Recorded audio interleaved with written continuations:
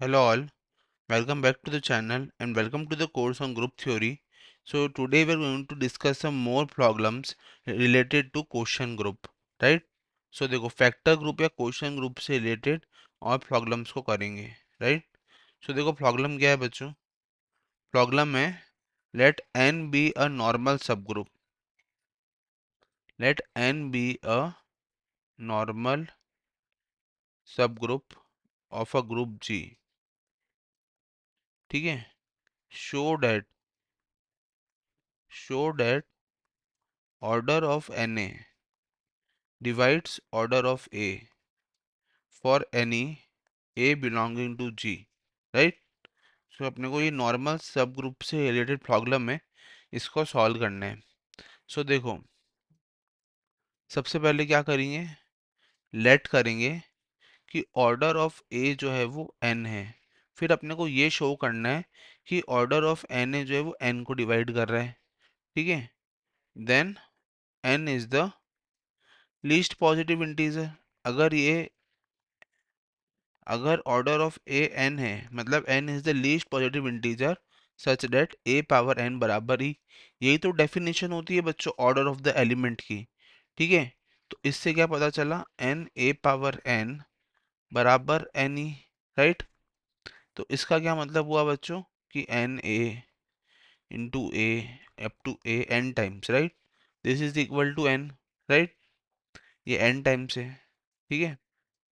तो then this implies n into a up to n a बराबर n. ये n times हो गया, right?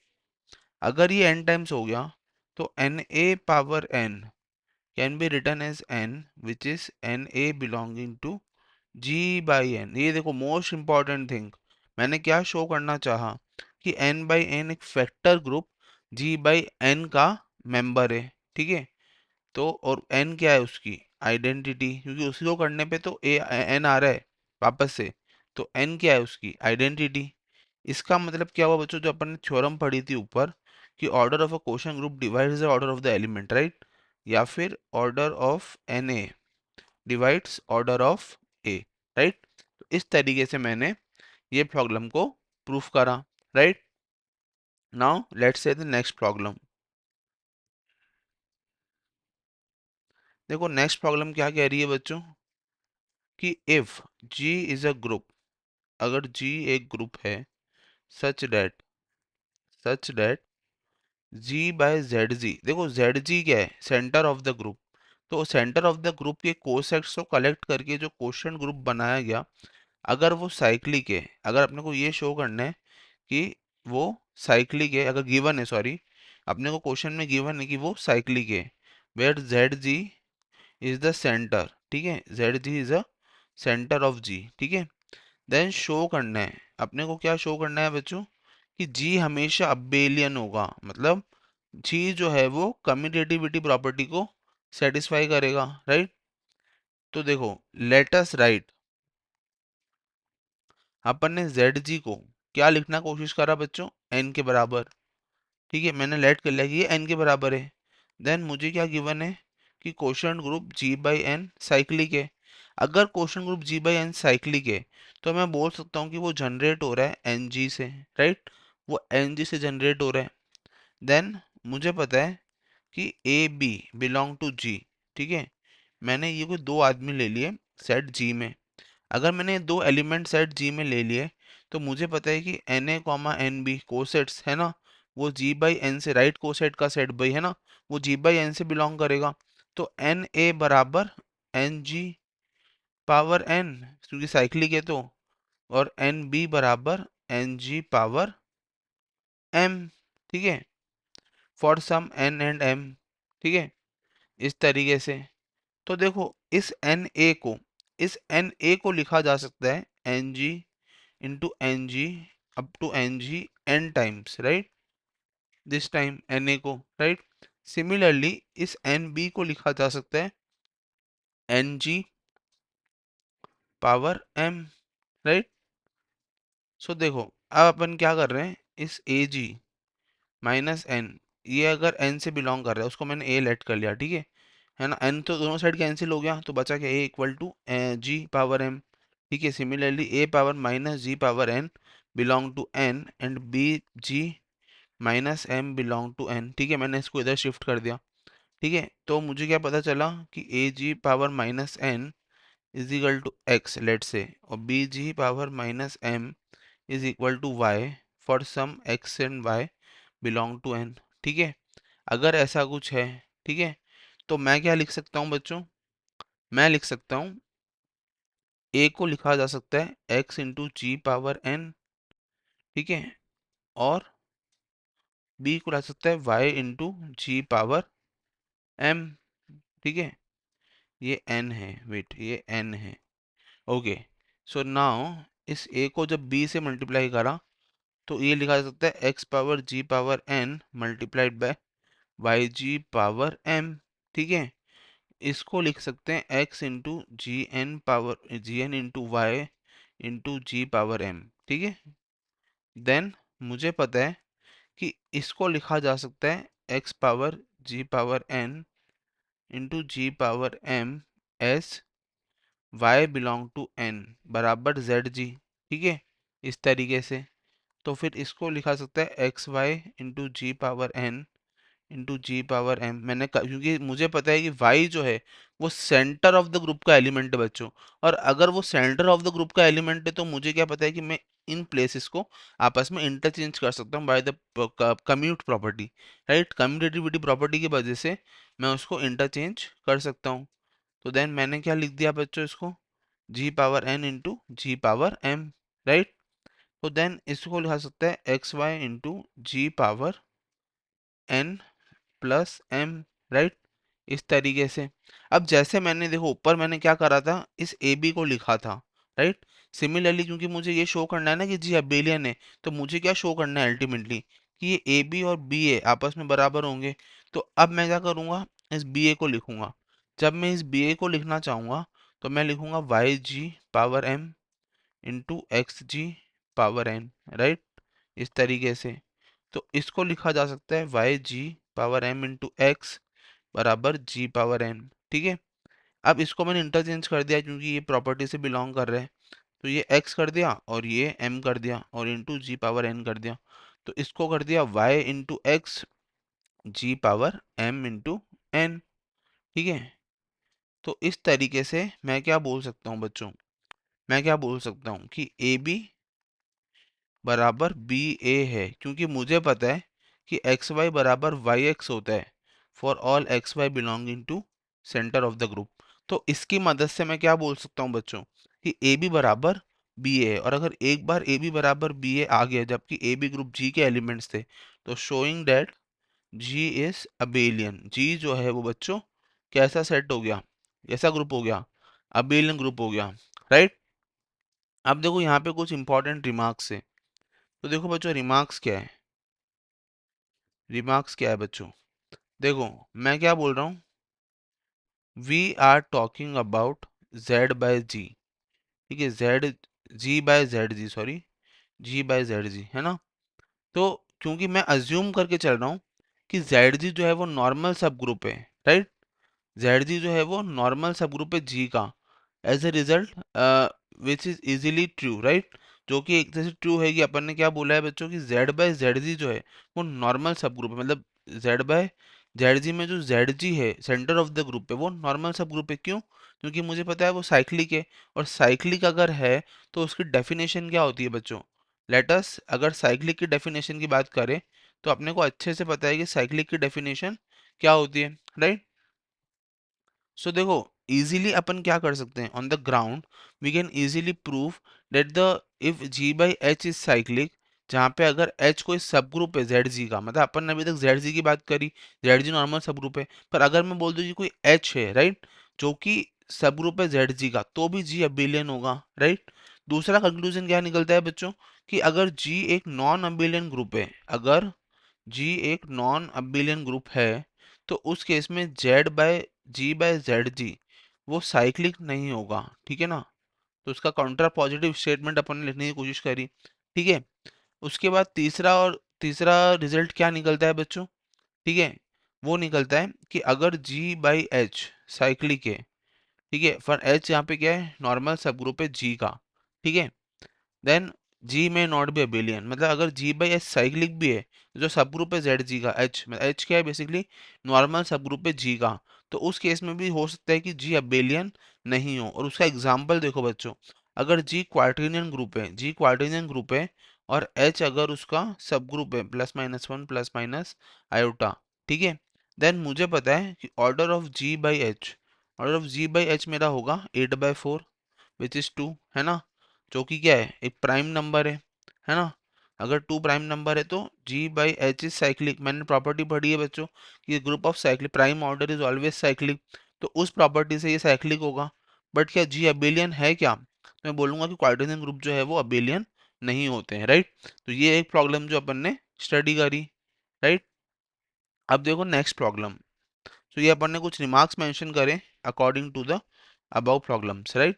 So now the next problem, let G be a non-abelian group, G जो है वो एक नॉन अबेलियन ग्रुप है, नॉन अबेलियन ग्रुप है of order p q, order क्या है बच्चों ग्रुप का पी क्यू, और नॉन अबेलियन है, where p q is primes, p और क्यू जो है वो प्राइम नंबर से, अगर वो प्राइम है then order of Z G, order of Z G का ऑर्डर वन होगा। अपने को सेंटर ऑफ द ग्रुप का ऑर्डर वन प्रूफ करना है, मतलब अपने को ये शो करना है कि सेंटर ऑफ द ग्रुप के सेट के अंदर सिर्फ एक और एक एलिमेंट है, राइट। सो देखो इसका सोल्यूशन क्या होगा, सिंस मुझे पता है कि जी बाय नॉन अबिलियन, अभी अपन पढ़ के आ रहे हैं ऊपर कि अगर Z bye Z G cyclic होता है तो जी अबिलियन होता है, मैं बोल रहा हूँ कि G is non abelian, G जो है वो नॉन अबिलियन है। तो अबाउ प्रॉब्लम से, प्रॉब्लम नंबर अबाउ से क्या कह सकता हूँ कि G by Z G, G by Z G is not cyclic, G by Z G cyclic नहीं होगा, ठीक है।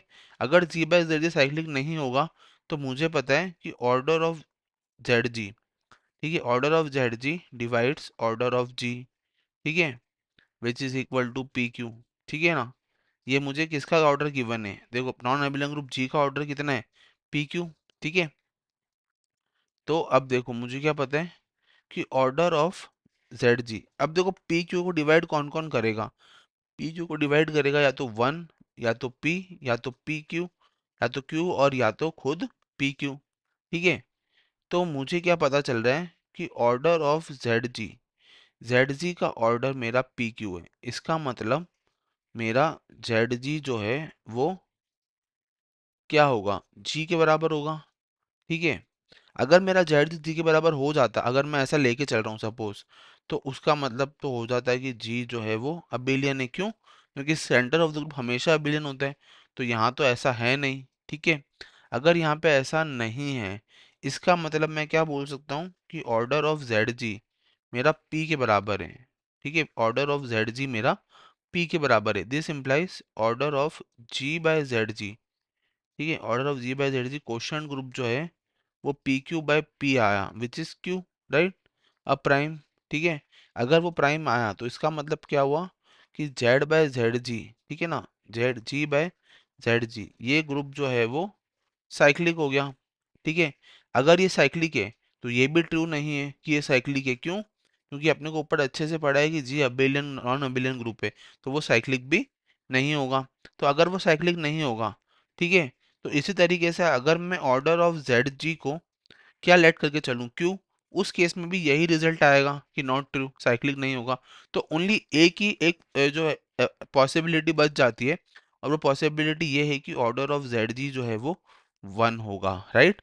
तो अपन क्या लेके चले थे, अपन ये थ्योरम लगा के चले थे कि भाई order of group divides order of subgroup divides order of group, right. तो उससे ऑर्डर पी क्यू, तो आप पी क्यू को डिवाइड कौन कौन कर सकता है, वन कर सकता है, पी कर सकता है, क्यू कर सकता है, या पी क्यू कर सकता है, ठीक है।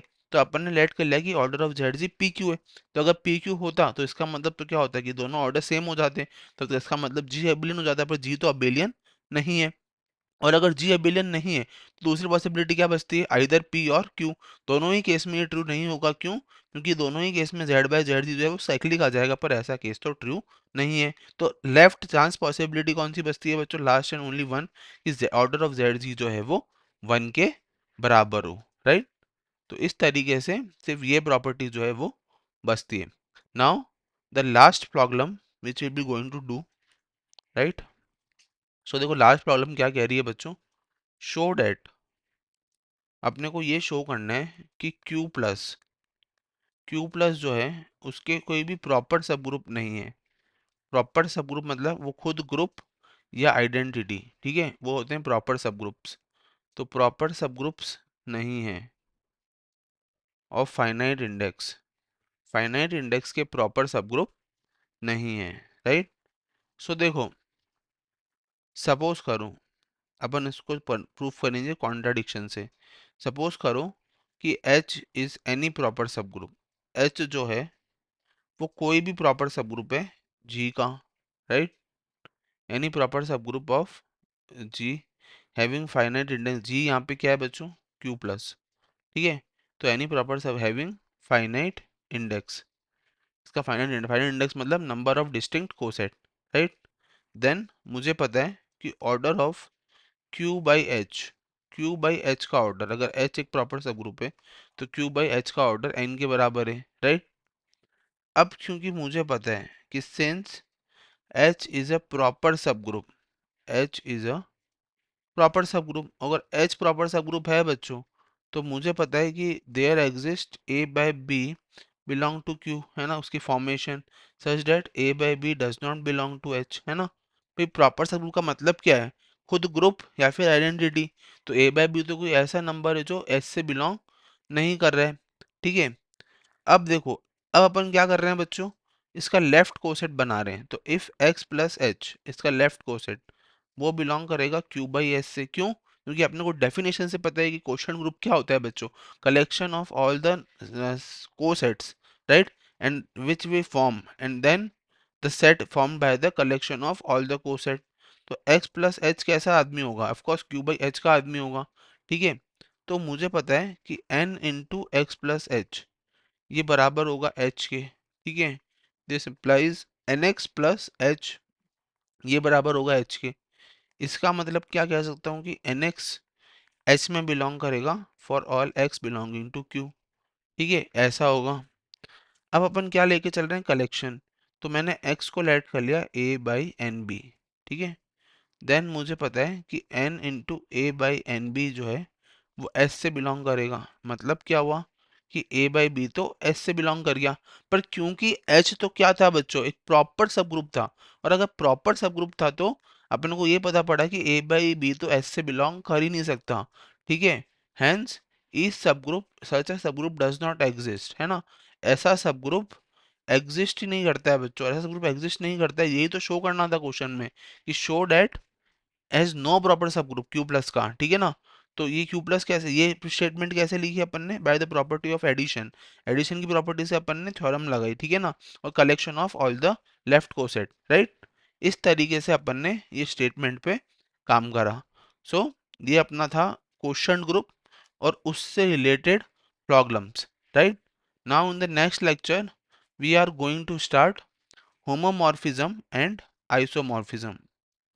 सो नेक्स्ट लेक्चर में अपन क्या स्टार्ट करेंगे बच्चों, हेडिंग डाल देते हैं होमोमॉर्फिज्म आइसोमॉर्फिज्म, ठीक है। अपन ये जो है वो नेक्स्ट लेक्चर के अंदर स्टार्ट करेंगे। सो इस लेक्चर में इतना ही। Keep watching mathematics in IT Pathshala and subscribe the channel for such updates. Thank you and have a nice day.